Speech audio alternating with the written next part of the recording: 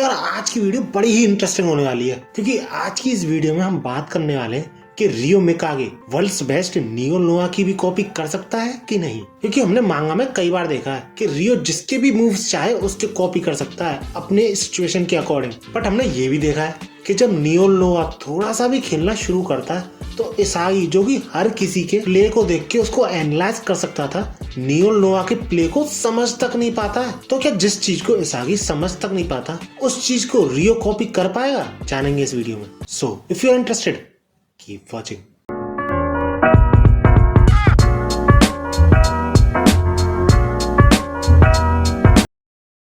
तो यार हम सब जानते हैं फर्स्ट सिलेक्शन तक रियो अपने आप को इनविंसिबल मानता था, not because of his abilities, because of Nagi. लेकिन जब सेकंड सिलेक्शन में रियो और नागी अलग हो जाते हैं तो रियो यूं समझ लो खुद को हैंडीकैप फील करता है, क्योंकि बंदे की सारी स्ट्रेटेजीज नागी के अराउंड ही घूमती थी। और शायद यही रीजन है कि वो सेकंड सिलेक्शन में हर मैच को हारता है। सबसे पहले इसागी, नागी और बोरो की टीम से हारता है, उसके बाद शीदो और इगाराशी की टीम से हारता है। बट समहाउ वो मैनेज कर जाता है ब्लू लॉक में सरवाइव करना, बिकॉज शीदो उसे चिंता है एज अ टीममेट। बट जब अंडर 20 जापान टीम से मैच के लिए ट्राईआउट्स चल रहे होते हैं और सेकंड मैच चल रहा होता है तो उसमें यूं समझ लो रियो की एक तरीके से अवेकनिंग हो जाती है। क्योंकि वैसे तो रियो ने नागी की टीम इसलिए चूज करी थी जिससे कि वो नागी को शो कर सके कि वो कितना ज्यादा इम्प्रूव हो चुका है। लेकिन बंदा खुद शॉक हो जाता है नागी की इम्प्रूवमेंट देख के, और यूकिमिया और नागी के प्ले देखने के बाद वो समझ चुका होता है, रियलाइज कर चुका होता है कि ऐसे गोल्स करने की उसमें कैपेबिलिटी नहीं है। क्योंकि अनलाइक टॉप 6 प्लेयर्स यानी नागी, रिन, यूकिमिया एंड ऑल अदर्स, उसके पास कोई स्पेशलाइज्ड वेपन नहीं है जिसका कि वो यूज कर सके एज अ गोल स्कोरर। क्योंकि चाहे पावर हो, किक हो, फिजिकल हो, टेक्निक हो या फिर स्पीड हो, सारे स्टैट्स में उसके 90 पॉइंट्स हैं। और वो चाहे कितना भी कोशिश कर ले अपने स्टैट्स को इम्प्रूव करने की, अपने प्लेस की क्वालिटी को इम्प्रूव करने की, बंदा खुद ये जानता है कि वो 99 पे आके ही अटक जाएगा। इसके बाद जो रियो अपनी एबिलिटी अनलॉक करता है ना, टॉप 5 तो नहीं लेकिन टॉप 10 में ब्लू लॉक के जरूर पोजीशन कर जाता है। वो बंदा बॉल रिसीव करता है और पहली बार ब्लू लॉक में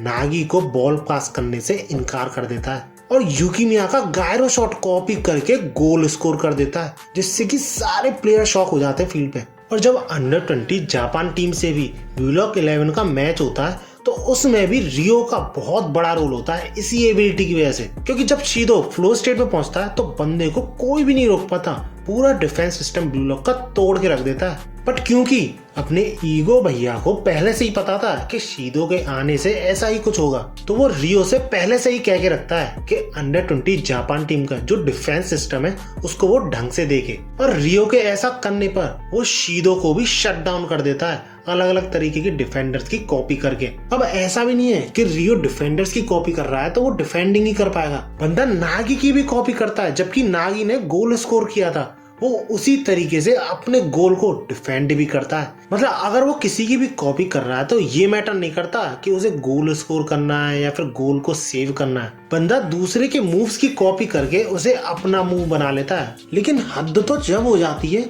कि नियो लीग में जब मैनशाइन सिटी का सामना बास्टर्ड मुशेन से होता है तो बंदा रिन और साई इतोशी तक की कॉपी कर लेता है, उसके मूव्स भी कॉपी कर लेता है, जो कि हमने अंडर 20 जापान टीम से जब मैच हुआ था उसमें देखे थे, जिससे अपोजिट टीम के प्लेयर सारे शॉक हो जाते हैं। क्योंकि नॉर्मल प्लेयर्स तो ठीक है लेकिन साई इतोशी बहुत ही ज्यादा स्किल्ड प्लेयर है। अब यार रियो के इतना सब कुछ करने के बावजूद फिर भी मैं तुमसे कहूँ कि वो वर्ल्ड फर्स्ट यानी नियो नोआ की कॉपी फिर भी नहीं कर सकता, तो अब मैं ऐसा नहीं कह रहा कि वो कभी भी नहीं कर पाएगा, लेकिन इस पॉइंट ऑफ टाइम पे करंट एबिलिटीज में वो ऐसा नहीं कर सकता। क्योंकि यार नियो नोआ सेकंड नेम इज परफेक्शन। बंदा इतना परफेक्टली और एक्यूरेटली खेलता है कि उसे एनालाइज करना तो छोड़ो, अपना बंदा इसागी जो कि हर किसी के प्ले को देखकर उसे एनालाइज करता है, बंदा नियो नोआ के प्ले के साथ कीप अप तक नहीं कर पा रहा था। इतनी तेज डिसीजन मेकिंग है नियो नोआ की, जिसकी वजह से उसका प्ले भी बहुत तेज हो जाता है। क्योंकि इसागी खुद ये मान लेता है कि उसके करंट सेल्फ के लिए नियो नोआ को एनालाइज करना कंप्लीटली इम्पॉसिबल है। क्योंकि नियो नोआ के प्ले से बेटर प्ले इसागी इमेजिन तक नहीं कर सकता। बट अब तुम यूं सोच रहे होगे कि इसागी जब मेटा विजन अनलॉक कर लेता है तब तो नियो नोआ के संग खेलता है ना, और रियो भी एक पॉइंट ऑफ टाइम पे आके मेटा विजन लगभग अनलॉक कर ही लेता है। तो इसका मतलब रियो भी आसानी से कॉपी कर ही सकता है नियोल नोआ की। लेकिन नहीं, क्योंकि नियोल नोआ कोई स्पेसिफिक तरीके से नहीं खेलता है। जैसे नागी ज्यादा ट्रैप का ही यूज करता है और युकिमिया गायरो शॉट के थ्रू अपना गोल स्कोर करता है। ऐसा कुछ भी नहीं करता नियोल नोआ, वो लॉजिकली खेलता है। जैसा कोई प्रॉब्लम आती है सामने, उसके अकॉर्डिंग उसी टाइम वो उसका सॉल्यूशन निकाल के उस प्रॉब्लम को टैकल करता है। दैट्स व्हाई नियोल नोआ रैंडमली खेलता है, यूं कह सकते हो तुम। इसलिए उसके प्ले को कॉपी करना रियो के लिए भी काफी ज्यादा मुश्किल है। बट स्टिल तुम्हारे मन में ये भी आ रहा होगा कि जब साई तोशी की उसने कॉपी कर ली तो नियोल नोआ की भी कर ही लेगा, क्योंकि मेटा विजन भी अनलॉक कर लिया अब तो उसने। बट यार मैं तुम्हें ये याद दिला दूं कि साई तोशी की कॉपी उसने सिर्फ एक बार देखने पर नहीं की है। पास्टर मुशान के मैच से पहले ही उसने डिसाइड कर लिया था कि उसके माइंड में सबसे बेस्ट प्लेयर इस वक्त वर्ल्ड का साई तोशी और रिनो तोशी दोनों का फ्यूजन है।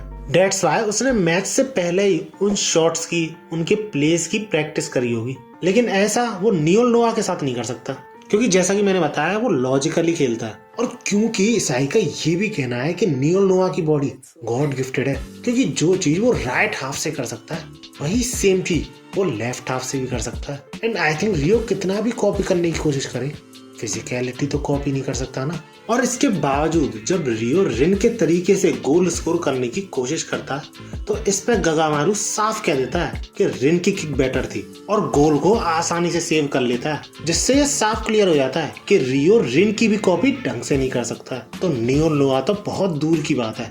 लेकिन हाँ, ये पक्का जरूर है कि जब रियो नियोल नोआ जैसे प्लेयर्स की भी कॉपी करने लग जाएगा ना, तो यूं समझ लो इसागी का one of the biggest rival होगा, जैसे रिन और नागी। और मैं तो ये तक कहूंगा कि जिस बंदे के पास कोई भी वेपन नहीं था, उसकी कॉपी करने की एबिलिटी ही one of the best weapon होगा ब्लू लॉक का, जिसका कि हमने छोटा सा trailer under twenty Japan versus blue lock 11 में देख लिया। अगर तुमने नहीं देखा तो मैंने वीडियो बना रखी है, चेकआउट कर सकते हो। और इसी के साथ आज की वीडियो को यहीं पे खत्म कर देते हैं। वैसे इस वीडियो में मैंने जो भी कुछ बताया सारा मेरा व्यू पॉइंट था। तुम्हारा क्या पॉइंट है मुझे कमेंट से जरूर बताना। वीडियो अच्छी लगी है तो लाइक जरूर कर देना। अगर इस वीडियो पे 700 लाइक्स हो जाएंगे तो मैं अगली वीडियो ब्लू लॉक पे ही लाऊंगा, ना कि किसी और एनिमे पे। So do like if you want video on blue lock. और ऐसे ही वीडियोस के लिए मेरे चैनल को सब्सक्राइब भी कर सकते हो। इंटरेस्टिंग वीडियो लाता रहता हूँ।